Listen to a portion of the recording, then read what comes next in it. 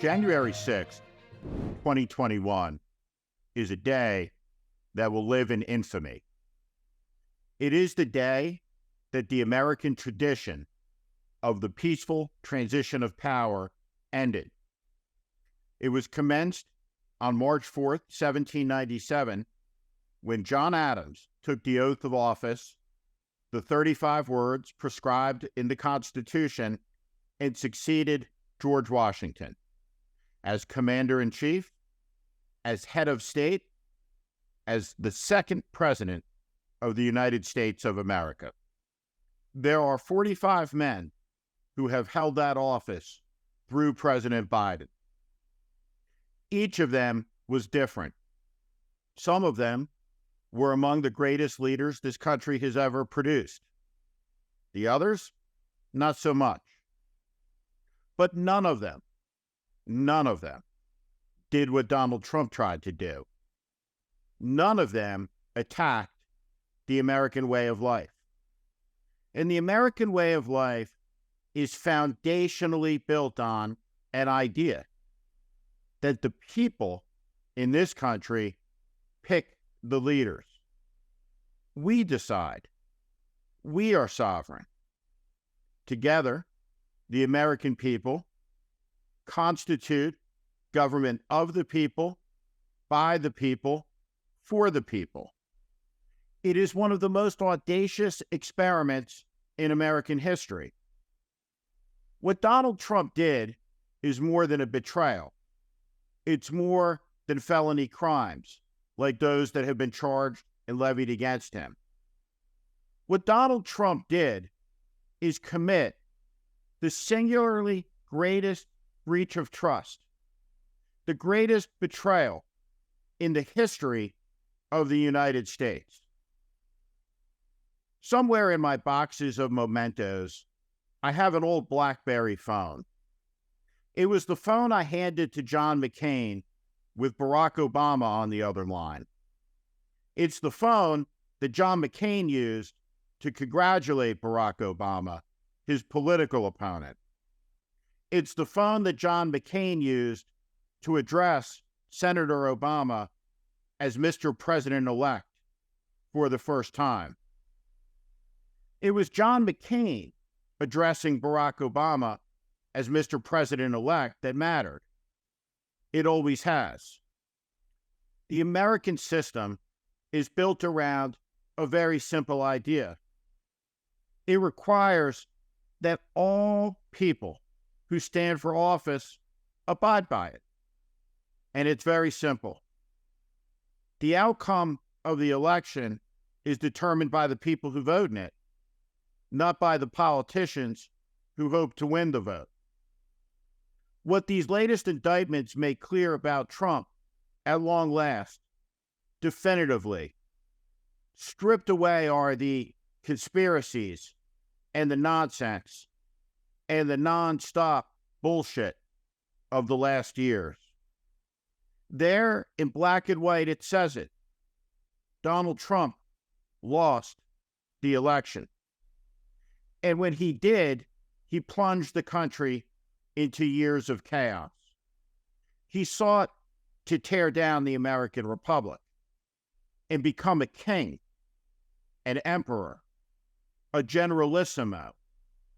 Whatever it is he would have called himself, even if he continued to use the word president, he would not have been, at least not in the American sense, because he would have been illegitimate.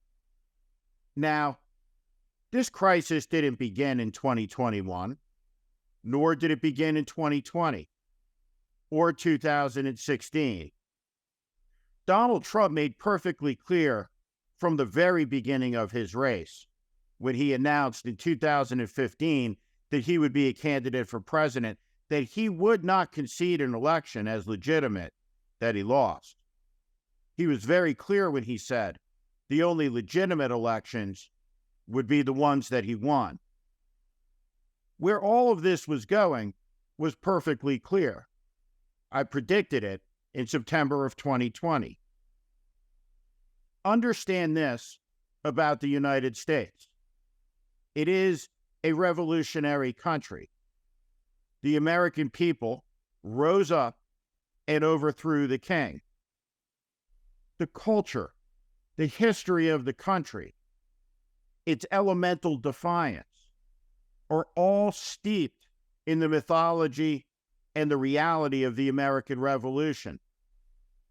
We live in a country that asserts that rights are not granted by politics, not by kings, not by leaders, but rather by a higher power.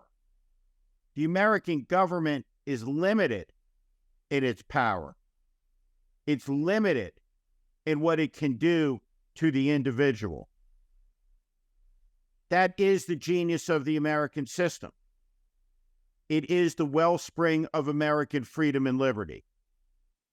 And it is what Donald Trump tried to burn down, to steal, to take away from all of us, our birthright, because his ego couldn't handle the rejection at the hands of the American people. And so he did what no president has ever done.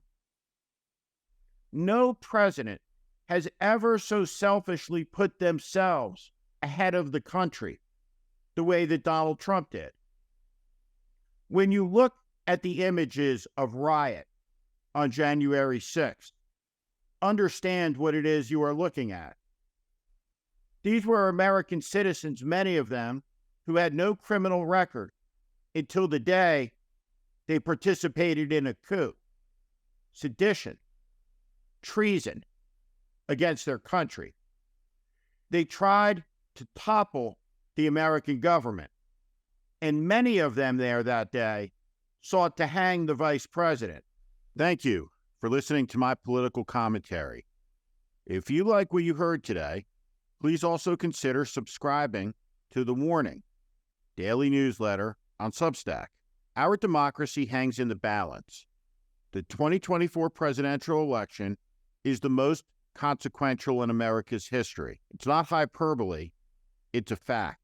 That is why the mission of The Warning with Steve Schmidt is to help readers orient to the currents that are shaping our times and the unseen forces driving politics that are very rarely discussed on cable news. Please sign up at Steve Schmidt, SteveSchmidt.substack.com. Again, SteveSchmidt.substack.com, or at the link in the show notes section below. Thank you to each and every one of you for listening and watching. They were sent to the Capitol with a purpose and a mission. The Proud Boys, the Oath Keepers, they were Trump's tip of the spear. They came to do violence. They came to tear down American civilization. What Donald Trump did is unpardonable. It is inexcusable. He is entitled to the constitutional protections that he sought to deny all of us. He is innocent until proven guilty. That's in the court of law. But in American politics, we know enough. We know what he did. And because we know what he did, we know what is at stake in this next election. We know what the issues are. They're very simple. Donald Trump seeks to tear down American freedom so that he and his co-conspirators, his cronies, can enrich themselves from their political power. The cost of it is the United States. And the answer to the proposition, will the American people go gently into that good night? Will they hand over to Donald Trump their freedom, their liberty, to sate his ego? The answer is, of course not. The American people will not. But it is clear that the Republican minority in this country is intent on forwarding Donald Trump to the finals, making him the grand old party, the third oldest political party in the world's nominee for the presidency of the United States. And it's simply unacceptable.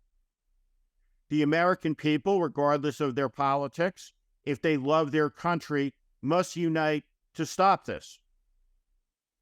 There is no argument over appropriate taxation levels taking place. This is not a debate about the proper expenditure levels of the federal government, nor the size of the military. We are not having a great contest about environmental policy. What we are arguing about is on the edge of the 250th birth of the country, whether we are going to discard the American Revolution, throw it away, end it, rip up the Constitution to make Trump leader, not president. Really? This is what we want for our children, our grandchildren? This loathsome man and his family of grifters to regain power, to tear down what was built, maintained, sustained, and fought for, sacrificed for 250 years? It is an abominable proposition. It is unworthy of serious discussion, yet here we are. We are here because after 7 long years of epic political cowardice, of media profiteering, the joke and the excitement and the debates and the show business and the reality show that was produced for profit and forced down the throats of the American people has reached its end stage. Trump is fully and finally revealed for what he is. And what he is the greatest threat to America's freedom since the Confederacy, and maybe in the entire history of the country. He is certainly the only president who looked into the mirror and saw a king staring back, a man who thought he was above the law, above the Constitution, above the American people as opposed to being their servant. Donald Trump's disgrace is epic. It is enduring, and it is shattering. He has done more damage to the United States than almost any living American. And if you take out the disgraceful Sackler family that killed 1 million people with their opioids, Donald Trump is the clear front runner. There's no question that he's the most dangerous man in this country, perhaps among the most dangerous alive. Remember this: there is no place for us to go if we lose freedom in this country. There is no country for us to immigrate to. There is no new world where freedom can be lit anew. This is it. Our country has always been imperfect. It is the duty and the responsibility of each generation to make it a bit better for the one that follows us.